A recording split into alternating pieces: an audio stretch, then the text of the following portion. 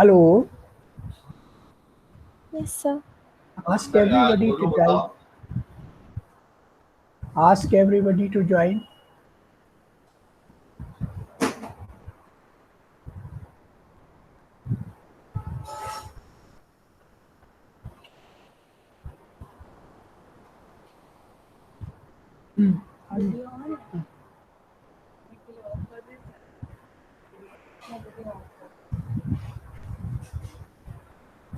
Good morning, sir.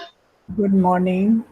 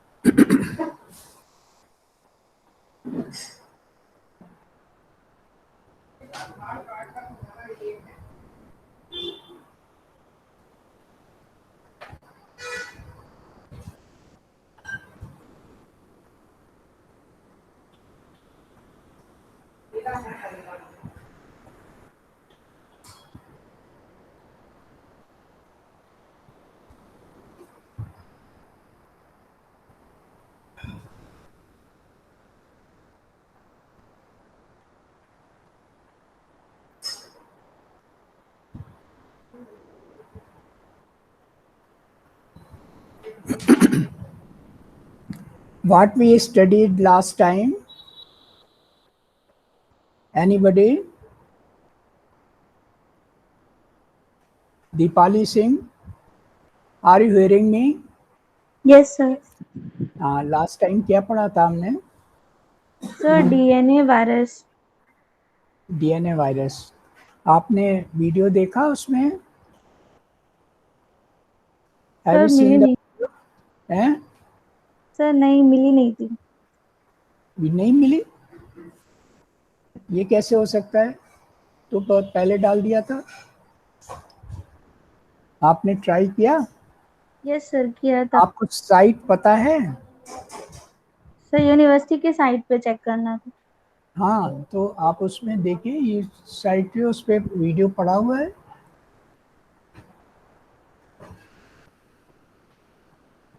Virology से संबंधित 2 बार शायद डाल चुके हैं वीडियो.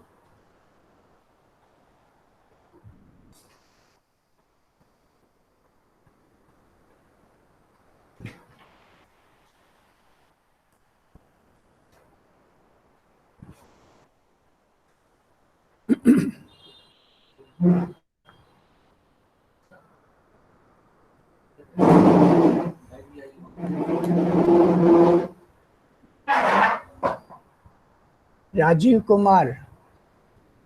राजीव सर कुमार आपकी आवाज धीरे है. हैं? साउंड क्लियर नहीं आ रही है? जी सर. हाँ, आप ये बताइए कि हम लोग क्या पढ़ रहे हैं? सर आपकी आवाज बिल्कुल भी नहीं आ रही है.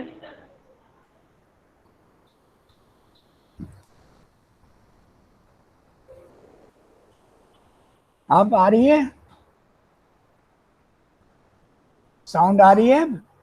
Yes, sir, आ रही है. Yes sir. Okay. Rajiv Kumar, open your audio.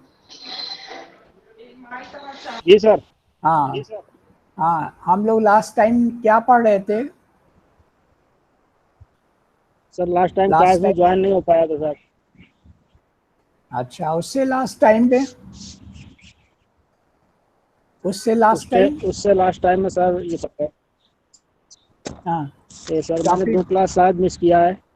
हाँ, इन्फेक्शन क्लास मिस किया. पढ़ रहे थे. क्लास मिस किया, उसके बाद आपको वीडियो भी तो मिला है, या वीडियो क्यों नहीं देखा फिर? ये हमको सर कैसे वीडियो मालूम का हो लिंक जाता नहीं है सर मेरे कौन? पास. भैया, तो वो कौन, मैं पहुंचाने जी आऊंगा सर. या आप पता करोगे? वो कौन, कैसे पता होगा आपको? वीडियो का पूछने लिंक से सर. यूनिवर्सिटी साइट पर है, तो आपको वीडियो लिंक वहां से लेना होगा ना, तभी तो देख पाएंगे. अच्छा सर, ठीक आराधना है। यादव। यूनिवर्सिटी के कौन? आराधना यादव। Yes sir. हाँ, लास्ट टाइम क्या पढ़ाया था बेटे? Sir DNA virus. DNA virus. Virus क्या होता है? What is virus? Simply, what is the definition of virus? Yes.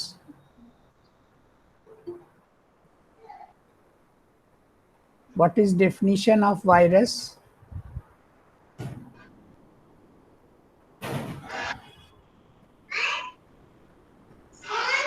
Sir virus जो होते सर सर आई कैन आप अपने वहाँ के नॉइस बंद कराइए और तब बोलिए। हाँ हाँ, बताइए। वो ऑडियो खोलिए तब तो बता पाएंगे। Yes sir. हम्म। कॉपी लेके नहीं बैठते आप? कॉपी में लिखा नहीं है कुछ भी, केवल पिक सर लिया है बस। हाँ, नहीं सर लिखा हुआ है। तो लिखा है तो लिख के मैं देख तो रहा नहीं हूँ, आप पढ़िए, उससे देख के पढ़ लीजिए। जवाब तो आना चाहिए। जब आप जवाब ही नहीं दोगे तो इसका मतलब आपने लिखा भी नहीं। सर लिखा हुआ है सर, डीएनए वायरस भी लिखा है sir. I am asking what is the how you define the virus. Yes, Yashi Tiwari. Yashi Tiwari, are you hearing me? Yes, Yashi Tiwari. आपको मेरी आवाज आ रही है? हेलो। हाँ, आर यू हियरिंग मी? आवाज जा रही है आपके पास? मैंने क्या पूछा? And no answer. आप जवाब नहीं है तो you tell me no answer. Audio खोल करके चुपचाप क्यों बैठे? दीपाली सिंह। दीपाली Yes, सिंह। sir. हाँ, how you define virus? Sir, it is a ultra microscopic and infectious agent. Infectious.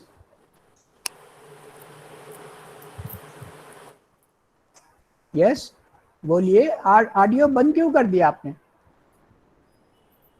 Sir, पूरा बोल। infectious agent. Infectious agent. और क्या विशेषता होती है इन्फेक्शियस एजेंट? तो बैक्टीरिया। ऑडियो बंद बंद करिए, पहले बोलिए पूरी बात। How will define the virus? Sir, obligate parasite. B. It is obligate parasite. Very good. What is obligate parasite? Obligate parasite का क्या मतलब होता है? What is obligate parasite?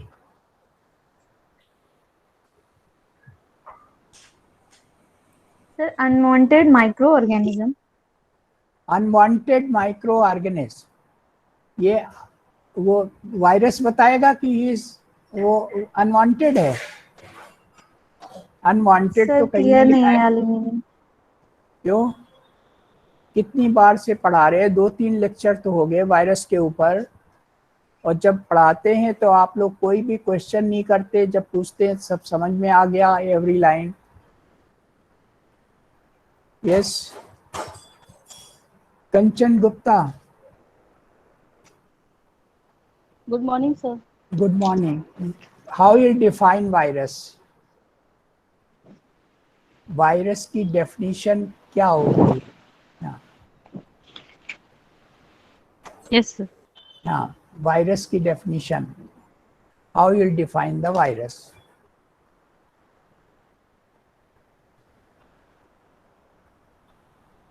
Virus. आपने नोट बनाए हैं? नोट्स लिखे Yes, कि sir. नहीं? Yes, sir. Notes हाँ, लिखे हैं आप मैंने. देख के बोलिए जिससे आपका रिवीजन हो जाए। कोई बात नहीं, याद नहीं अगर। Yes, sir.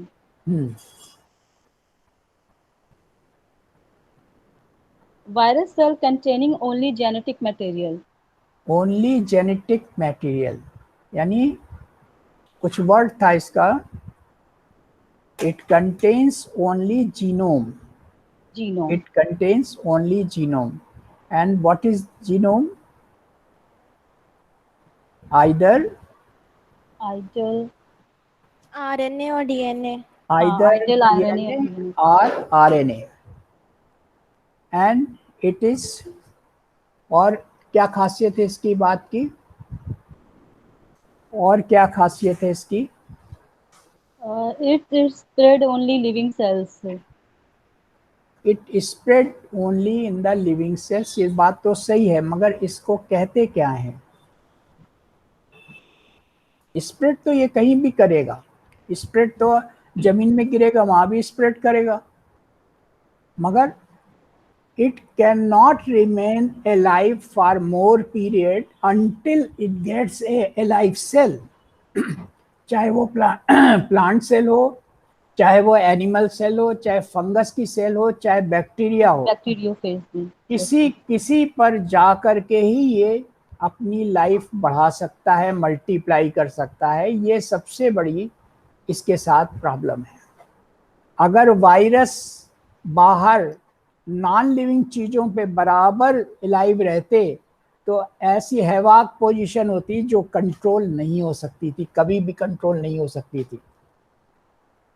तो ये एक बहुत अच्छी बात है कि वायरस को जब तक ए लिविंग सेल नहीं मिलेगी, either it be animal cell, it may be plant cell, it may be fungal cell, it may be bacteria, तो ये लिविंग सेल पे ही अपनी लाइफ बढ़ा सकता है, मल्टीप्लाई कर सकता है, नंबर्स में बढ़ सकता है। That's why it is known as obligative parasite, obligatory parasite. It can not live without living cell. why it cannot live without living cell?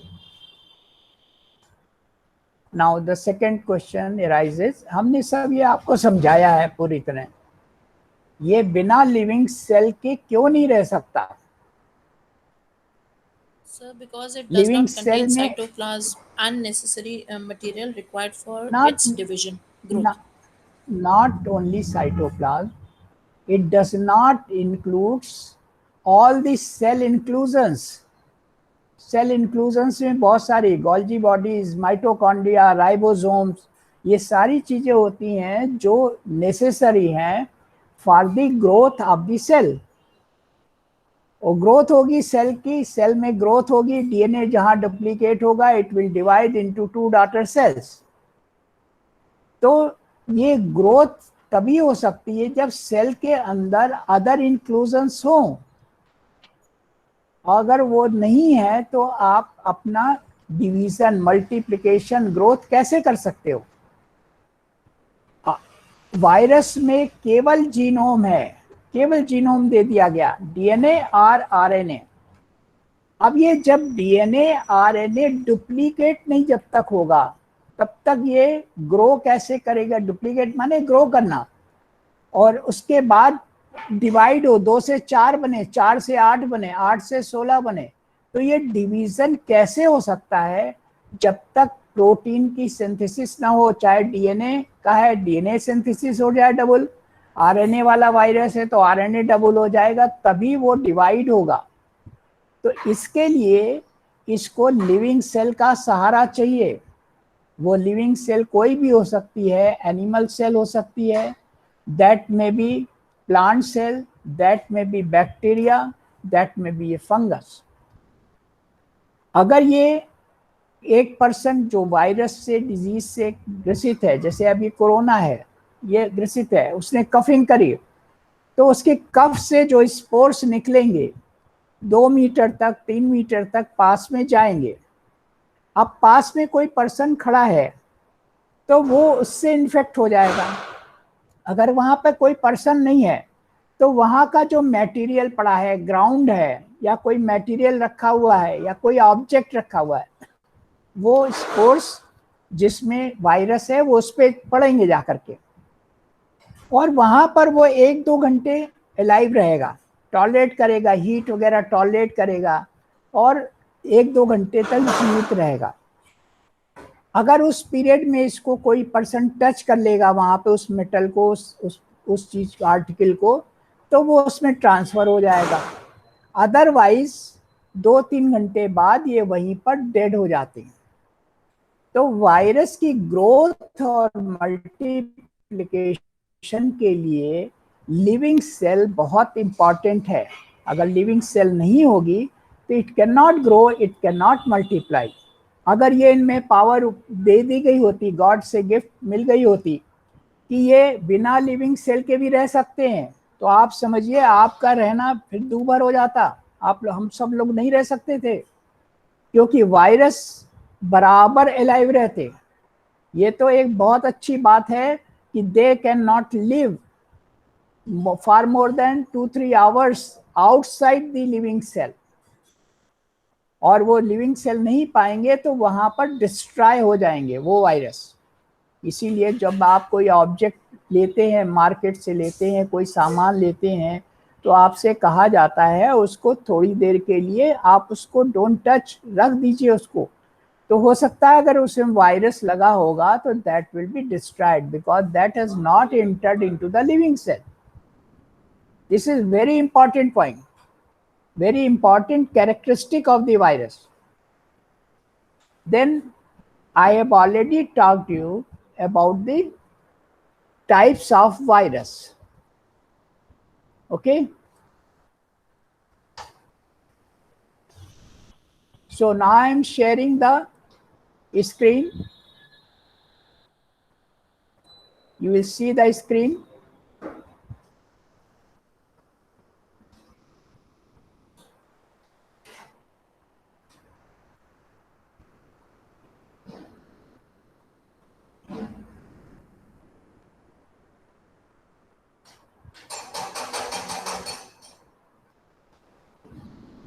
Screen is visible. Yes, Screen is sir. visible. Okay. Sound is clear. Yes, sir. Okay. तो I am again revising just for जिन्होंने नहीं attend किया या जो बहुत class नहीं attend करने में रेगुलर हैं, कृपया देख लीजिए। वेरी इंपॉर्टेंट पॉइंट है। आजकल वायरस से ही हम लोग सफ़र कर रहे हैं। Virus is a ultra microscopic infectious obligate parasite. Obligate parasite का मतलब है जो अपने स्वतंत्र नहीं रह सकता हो, स्वतंत्रता से नहीं रह सकता, बिना किसी का पैरासाइट बने हुए। यानी इसको लिविंग सेल मिलेगी, उसी के अंदर जा कर के ग्रो करेगा, मल्टीप्लाई करेगा, बाहर ये नहीं रह सकता। तो वही second point is inert outside the host cell. Host cell से बाहर ये इनर्ट है। इनर्ट माने वो कुछ नहीं कर सकता, उसके पास कोई पावर नहीं होती, ना ग्रो करने की ना मल्टीप्लाई करने की। Can not replicate independently. वो अपने ऊपर इंडिपेंडेंटली रेप्लीकेट नहीं कर सकता, यानी ग्रो करके डिवाइड नहीं कर सकता। रेप्लीकेशन माने डिवीजन, डबल हो करके डिवीजन होना रेप्लीकेशन कहलाता है। तो वो रेप्लीकेट नहीं कर सकता अपने आप जब तक वो किसी होस्ट सेल में नहीं जाता। होस्ट सेल कोई लिविंग सेल होनी चाहिए। For replication growth use protein. Replication के लिए क्यों जरूरी है होस्ट सेल? क्योंकि वहीं से उसको प्रोटीन मिलेगी। वहाँ पे प्रोटीन सिंथेसाइजिंग मशीनरी है। जो इसके अंदर ऑलरेडी आरएनए है, डीएनए, वो डबल कैसे होगा? जब होस्ट सेल में जाएगा, उसकी प्रोटीन सिंथेसिस करने वाली मशीनरी को यूज कर लेगा, तब ये डबल होगा। I am just showing U A diagram कैसे ये मल्टीप्लाई करता है। देखिए, ये एनिमल सेल है, मैमेलियन सेल है। ओके, मैमेलियन सेल का आउटलाइन देखी सबने। ये यहाँ पर बाहर से ये वायरस है। वायरस अटैच होगा पहले सेल वॉल पर, सेल वॉल पर अटैच होगा और वहां से अंदर पहुंच जाएगा सेल वॉल। किसको क्या बोलेंगे? पेनिट्रेशन। पेनिट्रेशन माने वायरस सेल वॉल को पेनिट्रेट करके अंदर पहुंच गया। It is the first step is attachment, second step is penetration. और पेनिट्रेशन में जाने के बाद अपना वो कोट को निकालेगा, अनकोटिंग। उसके ऊपर किसकी कोट होता है? वायरस का जो जीनोम है उसके बाहर एक प्रोटीन कोट है, और प्रोटीन कोट के बाहर एक लाइपोप्रोटीन कोट है। मैंने आपको ही बताया हुआ ना डायग्राम, ये डायग्राम बताया हुआ ना, ये वायरस का जीनोम है, ये जीनोम है वायरस का, इसके बाहर ये प्रोटीन कोट है जिसको कहते हैं कैप्सिड।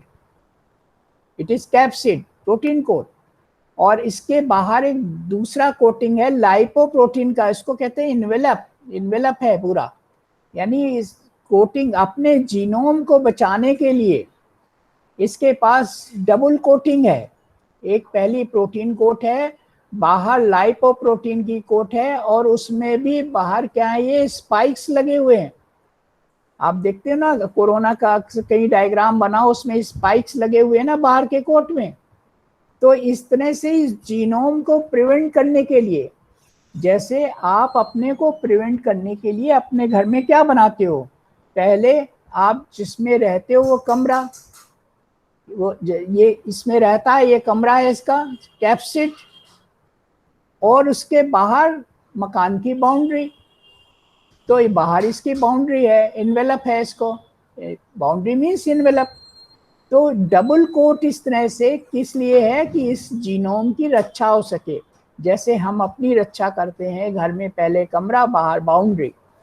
समझ में आ रही है बात आपको? तो जब ये होस्ट सेल में पहुंचता है तो सबसे पहले, चूंकि वो एक सुरक्षित जगह पहुंच गया होस्ट सेल में जहां पे मल्टीप्लाई करेगा, तो क्या करता है, पहले अपनी एक कोटिंग हटाता है। अपनी कोटिंग हटाता है, किससे हटाएगा? इसके पास ये एंजाइम्स हैं, ये एंजाइम्स जो होते हैं प्रोटीन को तोड़ देते हैं, दे आर प्रोटियोलिटिक। तो ये प्रोटीन की जो लेयर है, ये एंजाइम्स जो ऑलरेडी हैं उसी में काम आएंगे। जैसे आपके पास कोई भी हथियार रहता है अपनी सुरक्षा के लिए, इसके पास भी अपने पास ये एंजाइम्स हैं हथियार, जिससे अपने प्रोटीन कोट को डिसॉल्व कर देगा। कब डिसॉल्व करेगा?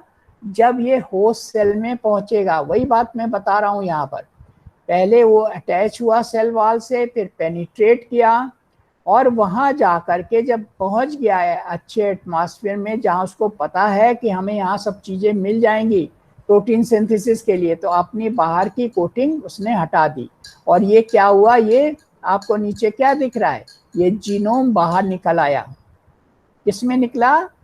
होस्ट सेल में। वहाँ पर ये न्यूक्लिक एसिड सिंथेसिस करेगा, डीएनए होगी, डीऑक्सीराइबोन्यूक्लिक एसिड या राइबोन्यूक्लिक एसिड, उसको सिंथेसिस करेगा, यानी जितनी वो है उसमें और ऐड करेगा, डबल करेगा। ये प्रोसेस कहलाएगी ट्रांसक्रिप्शन भी होगा उसमें, और इस तरह से प्रोटीन सिंथेसिस हो जाएगी। जब प्रोटीन सिंथेसिस हो जाएगी, डबल हो जाएगा, तो डिवीज़न हो जाएगा उसका। तो डिवीज़न हो करके वो अपने ऊपर फिर से कोटिंग चढ़ा लेगा। इसको कहते हैं packaging and assembly. Packaging and assembly, जैसे आपके पास बहुत सारे कपड़े हैं, जब आप बाहर जाने लगते हो तो क्या करते हो, आप पैकेज करते हो ना, एक बॉक्स में पैकेज करोगे, किसी उसमें रखोगे असेंबल करके कि ये वहाँ चार जोड़ी कपड़े लेके जा रहे हैं। वैसे ही इसने अपने कई, एक देखिए, एक ये इंटर हुआ था और यहाँ पे कितने सारे बन गए। ये किससे बने? होस्ट सेल से। उसने अपने को पैकेज किया, असेंबली की, यानी जितनी भी होस्ट सेल में प्रोटीन सिंथेसिस की कैपेबिलिटी थी वो सारी की सारी किसने ले ली? वायरस ने। तो ये होस्ट सेल क्या होगी? होस्ट सेल तो बेकार हो जाएगी। इसीलिए जो होस्ट सेल क्या होती है, होस्ट सेल जिसकी है वो बीमार हो जाता है, इसीलिए क्योंकि उसकी शक्ति तो इसने ले ली।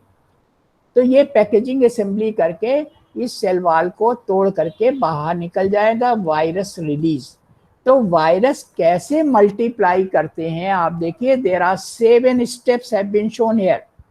पहले अटैचमेंट होगा सेल वॉल पर, उसके बाद नंबर 2 पेनिट्रेशन। ये प्रोसेस आप लिखिए बैठ करके, केवल ये नहीं पिक ले करके बैठ गए, आप ये प्रोसेस लिखिए। पहली प्रोसेस क्या है? Attachment and entry. Attachment entry कहाँ हो रही है? कोई भी मैमेलियन सेल के बाहर अटैच होगा जा करके, पहले आप किसी के घर जाते हो तो क्या करते हो, पहले बाहर डोर बेल बजाते हैं, डोर पे खटखटाते हैं ना, तो वही काम इसने किया, अटैचमेंट किया जहां से उसको एंट्री करनी है।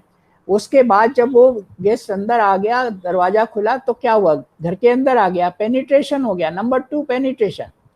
और जब पेनिट्रेशन हो गया तब आकर के जो गेस्ट आता है वो क्या करता है, अपना सामान सब रखता है घर के अंदर आकर के, अपने रिलैक्स होने के लिए अपने कपड़े चेंज करता है। वैसे उसने क्या किया, आकर के यहाँ अनकोटिंग करी, अनकोटिंग करी। और क्या हुआ, जो जीनोम था मेन, जिसको उसे डुप्लीकेट करके डिवीजन करना है, वो निकला। और जो होस्ट सेल में जो मशीनरी थी न्यूक्लिक एसिड सिंथेसिस वाली, उसको यूटिलाइज किया। 4th स्टेप, 5th स्टेप, ये सब यूटिलाइज करने के स्टेप हैं। ट्रांसक्रिप्शन होगा और उसके बाद प्रोटीन किसकी बन जाएगी, सिंथेसिस वायरस की बन जाएगी। बजाय होस्ट सेल अपना डीएनए बनाए, अपने लिए डीएनए बनाए, उसकी मशीनरी यूज करके वायरस ने अपना प्रोटीन बना लिया। जब अपना प्रोटीन बना लिया, 6 स्टेप हो गया। और जब बन गया, अब होस्ट सेल के पास कोई भी प्रोटीन सिंथेसिस मशीनरी के लिए कुछ बचा ही नहीं। अब ये बाहर निकलेगा, कैसे पैकेज करेगा, अपनो नंबर ऑफ जितने बन जाएंगे और उनको असेंबली करके इकट्ठे इस सेल वॉल को तोड़ करके निकल जाएगा। It is known as virus release. इस तरह से एक पर्सन से वायरस दूसरे में निकल जाते हैं। एक इंटरव्यू है, देखिए कितने सारे बन गए मल्टीप्लाई करके। तो ये पूरी तरह डिपेंडेंट किस पे है, अपनी जो प्रोटीन है उसको किससे बनाया इसने, पूरा मैमेलियन सेल से यहाँ पर दिखाया गया है। इट में भी प्लांट सेल, इट में भी बैक्टीरिया, इट में भी फंगल सेल, तो वो अलग की बात है। मगर ये अदर सेल, जो अदर लिविंग सेल थी, उसका सारा लिविंग मटेरियल यूज करके अपने लिए प्रोटीन बना करके मल्टीप्लाई कर लिया। This is known as multiplication of the virus. तो इस तरह से वायरस ग्रो करता है। ये प्रोसेस सबको समझ में आई या किसी को प्रॉब्लम है? Anybody has got the problem? इस फिगर को समझने में किसी को प्रॉब्लम है? हेलो,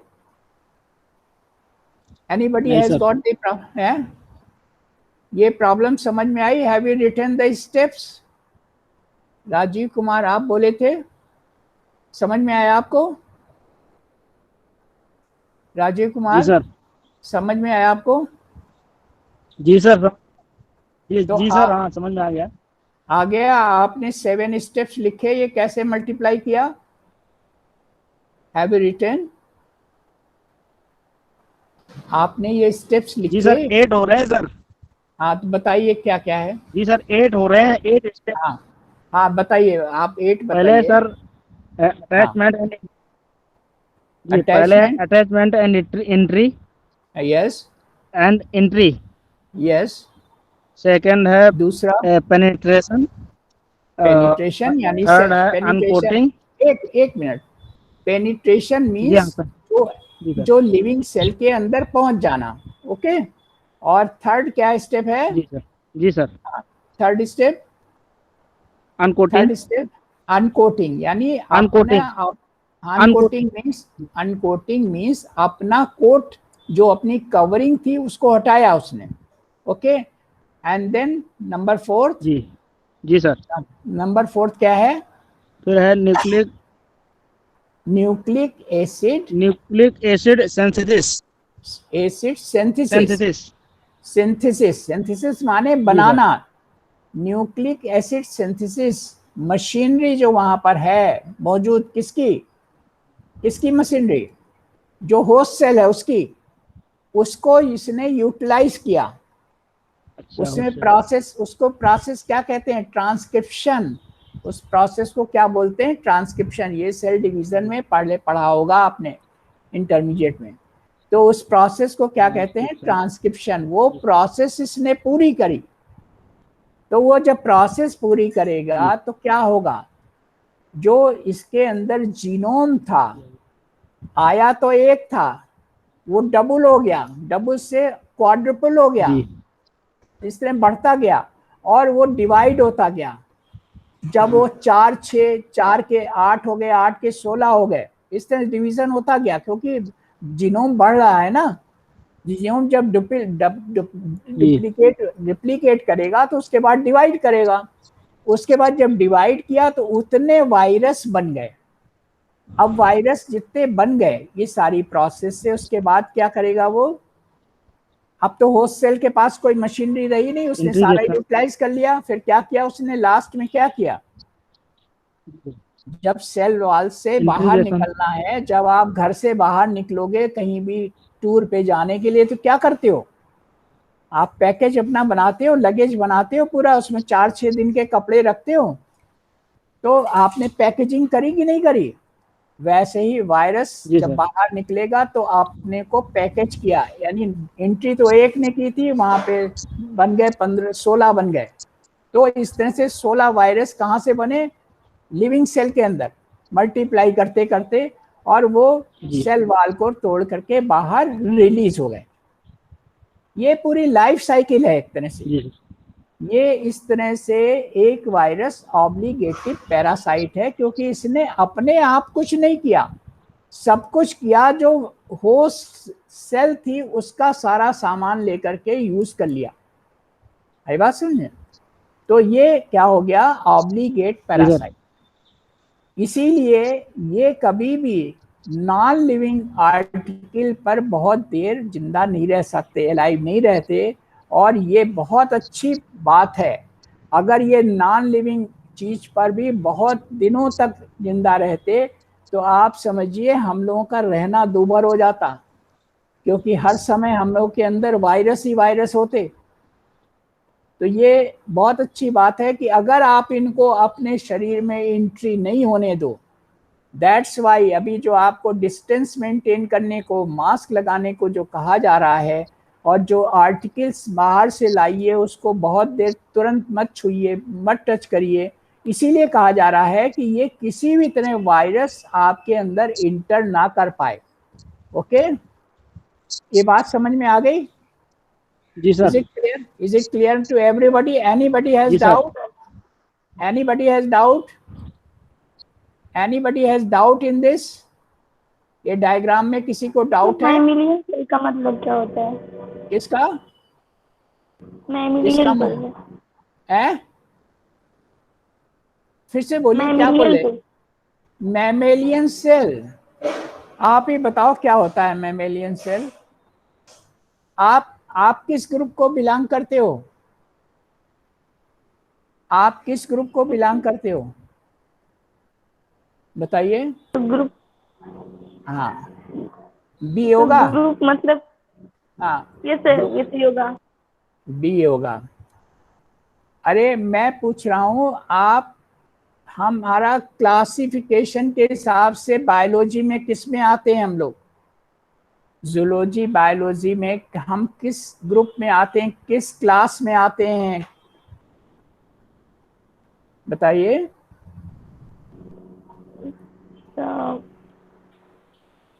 इंटरमीडिएट में साइंस थी आपके पास? इंटरमीडिएट में साइंस पढ़ी, बायो पढ़ी है? यस। तो उसमें मैमेलियन वर्ड नहीं पढ़ा आपने इंटरमीडिएट में? Who will tell mammalian cell क्या है? Who will tell? Rajiv, Kanchan Gupta. जी सर। हाँ, मैमेलियन सेल क्या है?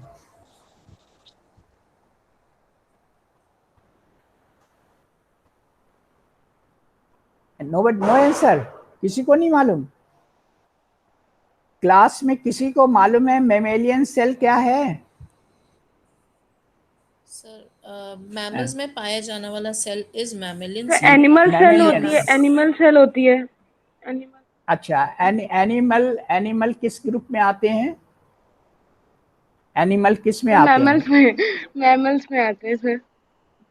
फिर हम लोग किस में आते हैं?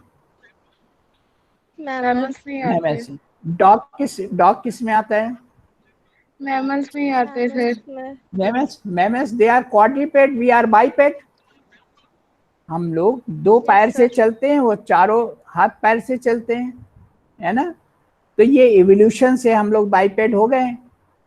Still we are mammalian. तो मैमेलियन सेल का मतलब है कि हमारे अंदर इंटर किया है ये जैसे अभी मैंने पूरा आपको कोरोना वायरस आप सुन रहे हो, कोरोना इतने दिनों से फैल रहा है, पूरा उसी के हिसाब से आपको मैं बता रहा हूँ कि ये जब एंट्री पा जाता है किसी पर्सन में, उसकी सेल में, हमारी बॉडी काहे की बनी हुई है, बॉडी में सेल ही सेल तो है और कुछ है, सेल के अलावा कुछ है? और पूरी बॉडी में इतनी सेल्स हैं कि आप काउंट नहीं कर सकते बॉडी में।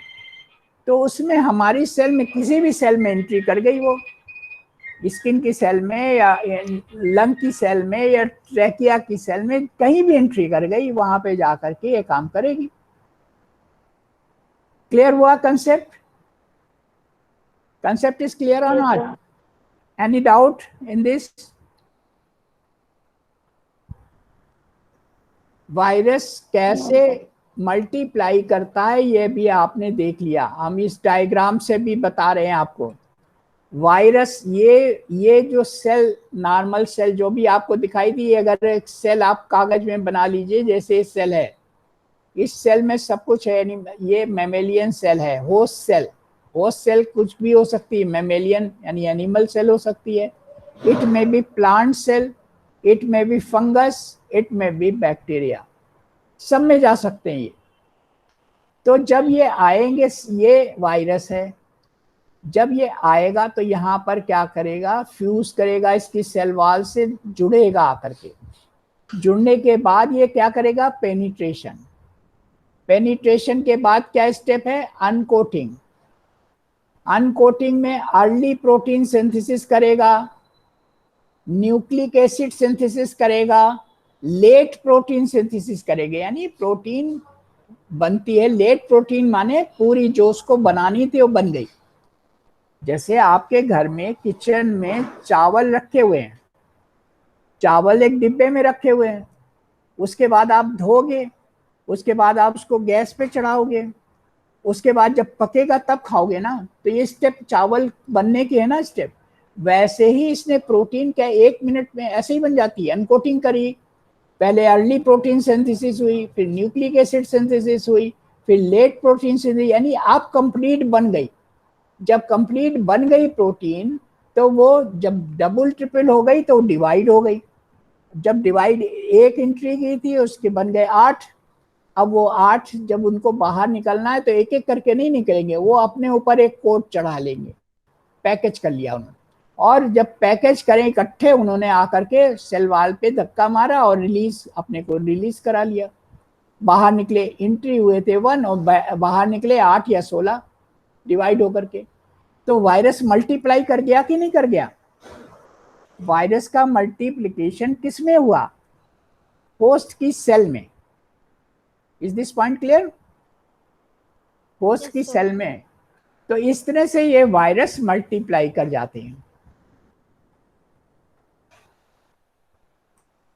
तो हमने पहले पढ़े थे आपसे कि 2 तरह के वायरस थे, एक डीएनए वायरस। डीएनए वायरस का क्लासिफिकेशन हम आपको दे चुके हैं।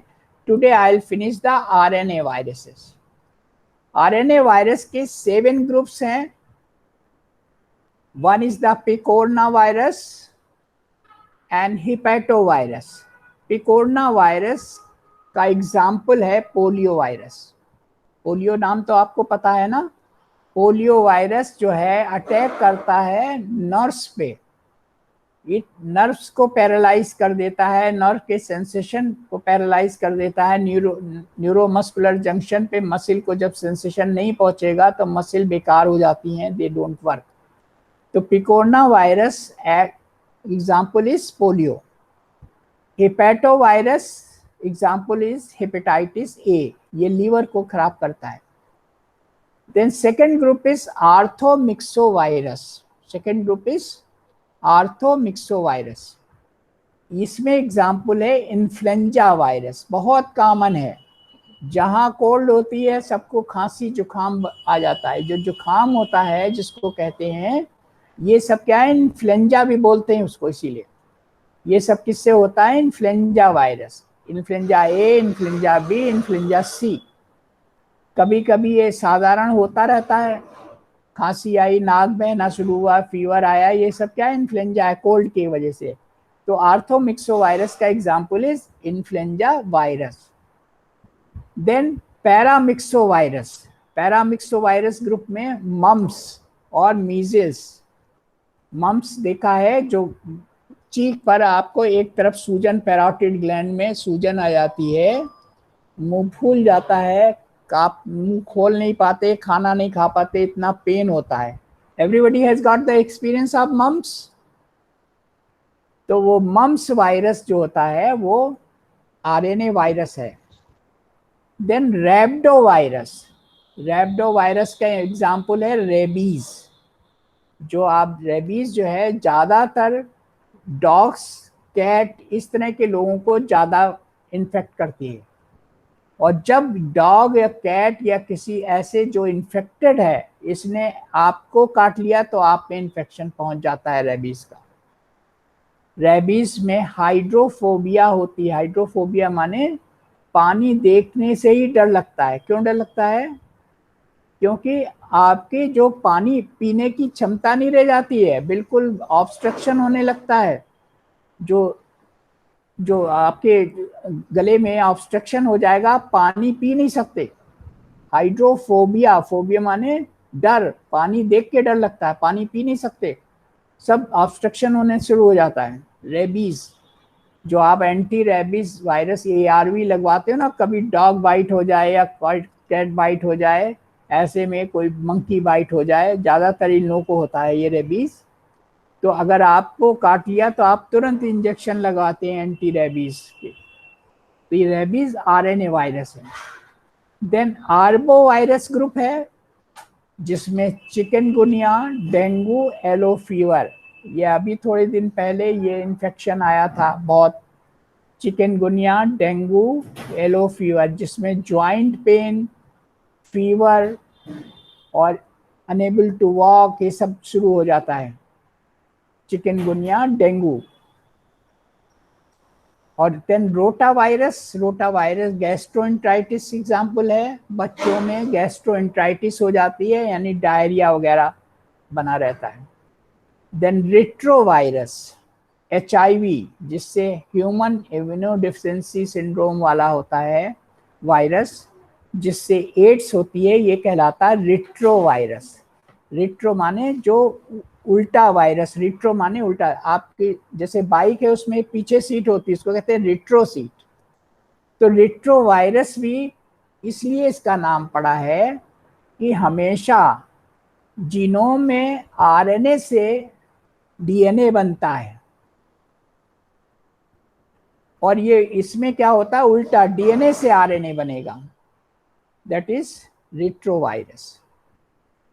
तो RNA वायरस के ग्रुप और उसके एग्जाम्पल कुछ याद होने चाहिए। 7 मैंने दिए हैं, जरूरी नहीं आपको सातों याद हों, मगर कुछ एग्जाम्पल मेन है वो जरूर याद करिए कि आप किसी वायरस में RNA वाला जीनोम होगा और किसी वायरस में DNA वाला जीनोम होगा।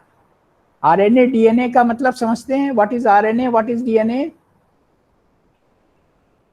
What is RNA and what is DNA? Everybody knows. RNA means Yes, sir. ribonucleic acid and DNA means deoxyribonucleic acid. तो ये दोनों में एक ही चीज होगी, चाहे RNA हो चाहे DNA हो, एक ही जीनोम होता है। So this is all about the virus. Anything which is not clear up to here? Hello? Anything which is not clear up to here? अभी सबको क्लियर है? अभी जब मैं क्वेश्चन करूंगा तब आप नहीं बता पाओगे, तो आप पहले पूछ लो ना मुझसे। Any doubt? Any doubt to anybody? मुद्रिका गुप्ता, मुद्रिका गुप्ता, ओपन योर ऑडियो। आवाज आ रही है Yes, ना? sir. हाँ बताइए, Yes, आपको समझ में आया? Yes, sir. आपने डीएनए वायरस और आरएनए वायरस का ग्रुप्स और उनके एग्जाम्पल का चार्ट बना लिया, लिख लिया या पिक लेकर के रख लिया खाली? हैव रिटन और नॉट? सर लिख रहे हैं। हाँ, अभी लिख रहे हैं हम तो, अब तो स्क्रीन पे है नहीं, तो कहाँ से लिख रहे हैं? कहाँ से लिख रहे हैं? सर यहीं पे हैं। नहीं, अब स्क्रीन पर तो दिख नहीं रहा है, हमने अब तो स्क्रीन पे हटाया हुआ है, इस समय मैं बात कर रहा हूँ ना, तो आपने कहाँ से लिख रहे हो? सर वो एसएस लिया था तो उससे लिख रहे हैं, देखिए। अच्छा, क्लियर हो गया? कंसेप्ट क्लियर हो गया? कंसेप्ट इज क्लियर और नॉट?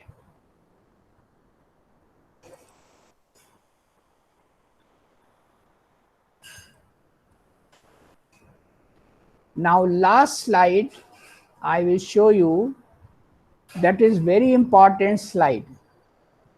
आजकल वायरस से बचने के क्या उपाय बताए जा रहे हैं आपको? पहला तो आप मास्क बांधोगे। मास्क बांधने का क्या फायदा है बताइए? एनीबडी टेल मी, जल्दी से बोलिए, एनीबडी। मास्क बांधने से क्या फायदा है? तो जो बाहर बैक्टीरिया होते हैं सर वो हमारे अंदर नहीं जा पाएंगे, बाहर जो हम एयर बैक्टीरिया पार्टिकल में वायरसेस होते हैं जो हाँ, वो हमारे अंदर अंदर नहीं नहीं जा जा पाएंगे। पाएंगे। अच्छा, एयर के थ्रू अंदर नहीं जा पाएंगे सर। एयर के थ्रू नहीं जा पाएंगे। और दूसरा अगर आप में इन्फेक्शन है तो आप दूसरे को इन्फेक्ट नहीं करोगे, ठीक? Yes sir. तीसरा क्या फायदा है?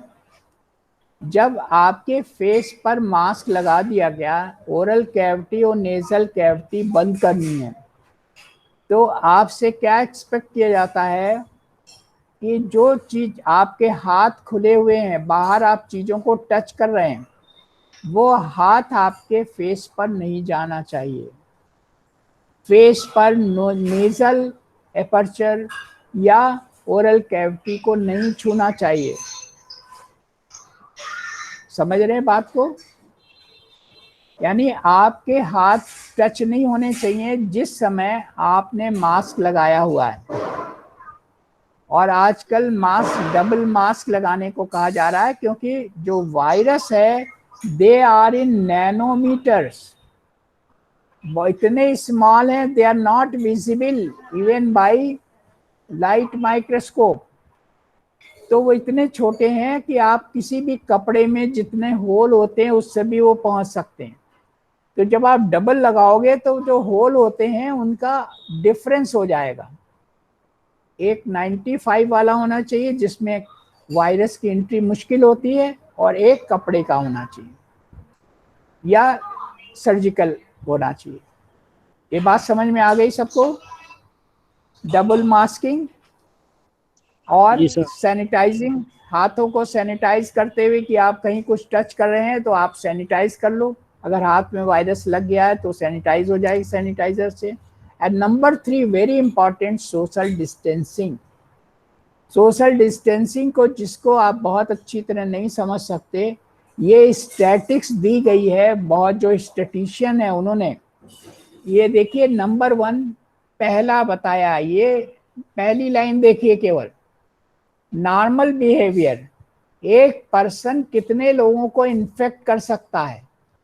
एक पर्सन 5 दिन में अगर 2.5 लोगों को इन्फेक्ट किया है उसने, 5 दिन में अगर 2.5 लोगों को इन्फेक्ट किया है, आई बात समझे?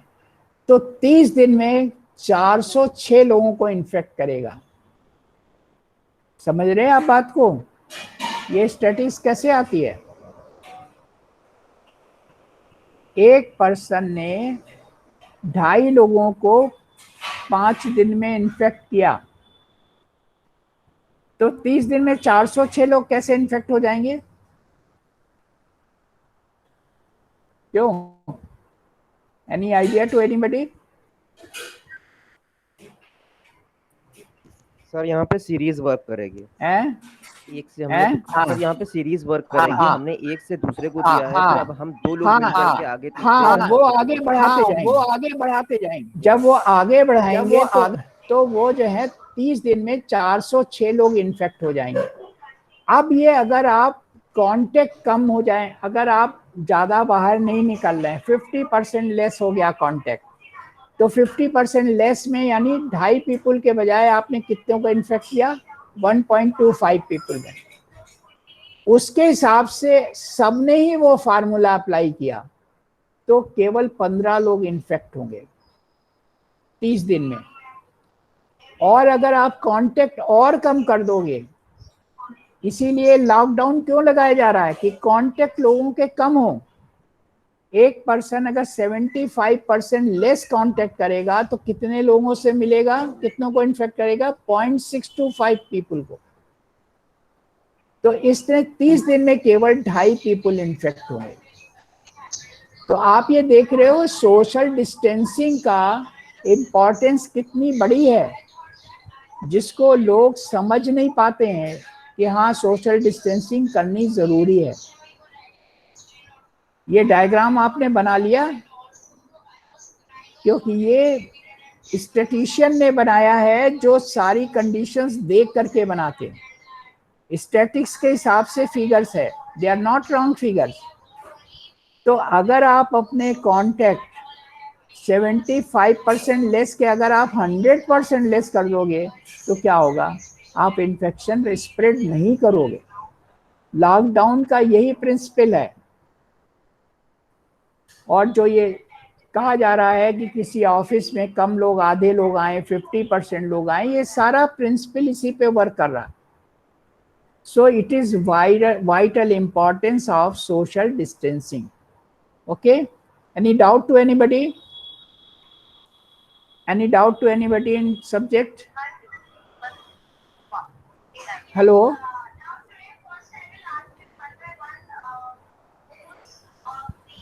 Yes, any doubt to anybody?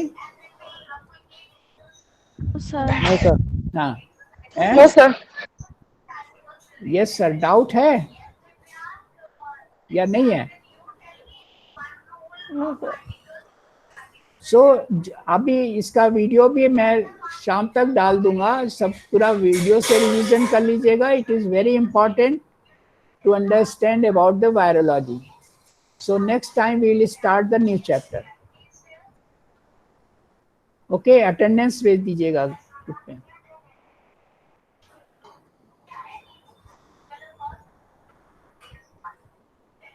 Thank you sir.